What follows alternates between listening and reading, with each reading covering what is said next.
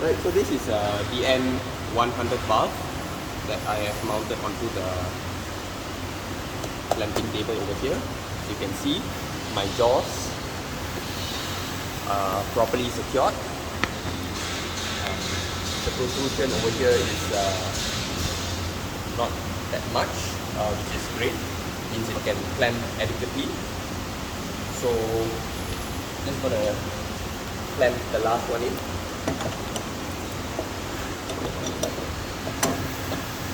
And make sure that it doesn't touch the body of the valve, and also the platen is secure. This is the platen. Make sure it's fully secure. And the protrusion over here it's fine as long as it's more than 3/4 of the length, the total length. Okay? So now that we have secured it, we can proceed to our test control table, where we are going to put in the pressure for the clamping.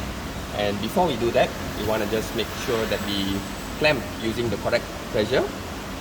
And therefore we have a table over here, and this is the amount of pressure in bar, and this is the DN values of the valve. So since we are using a DN100, and the pressure of this valve which is already known is around 15 bar. So we can use the LP clamps over here. You can see. So we want to clamp it to LP. Right? So make sure there's no pressure in the system before we do that. Make sure there's no pressure in the system. Right? And now we can clamp our valve. And do it slowly.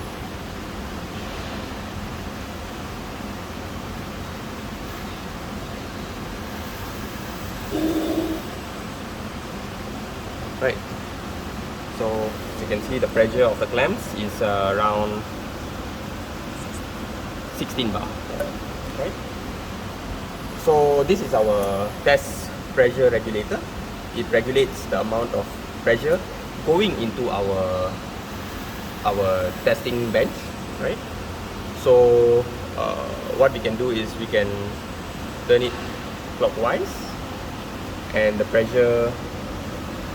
the amount of pressure that we will regulate is, we want to regulate it to at least 25 bar, so that it's enough to test our valve, which is within 15 bar, as mentioned earlier. That's a known set pressure, right?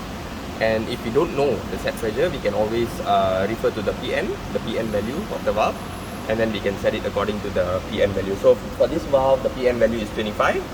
So the maximum pressure that we want to give to the test bench is 25. So hence we set it to 25 over here. Right? And this is our test control valve. And after we have done regulating, we want to test our valve. And so there are it's a three-way valve. So in the initial position, it's always at bleed, and we want to bleed every time we test. So we are doing the test for 3 times. So every time we test, we want to make sure that we bleed the air. So this is open. This is for the actual testing of the valve, and this is in the closed position. So once we have regulated, we can actually close the valve. Okay. And so right now, what we want to do is we want to put in pressure to the valve to test and to see the set pressure of the valve. So now we want to open it very slowly, and when we do that, we can see that the pressure increases in our precision pressure gauges. Okay. And once it reaches the set pressure, we can hear a sound from the valve, a relieving sound, and we can immediately close the valve. Okay. Take a look at the pressure. It's around 14.2. 14.2 bars. And so we want to make sure that we avoid parallax error. So we make sure we want to do the test at least 3 times. So what we can do is we can bleed the air.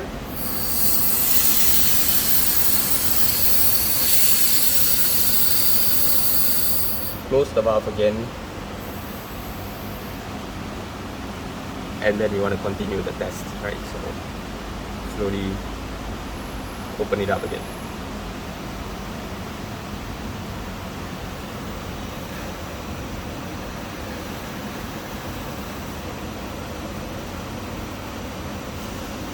Right?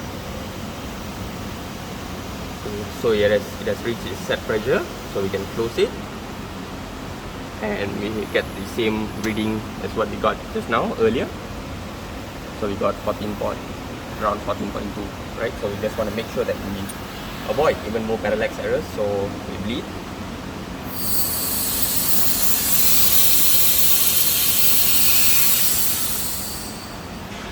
And then we do it again.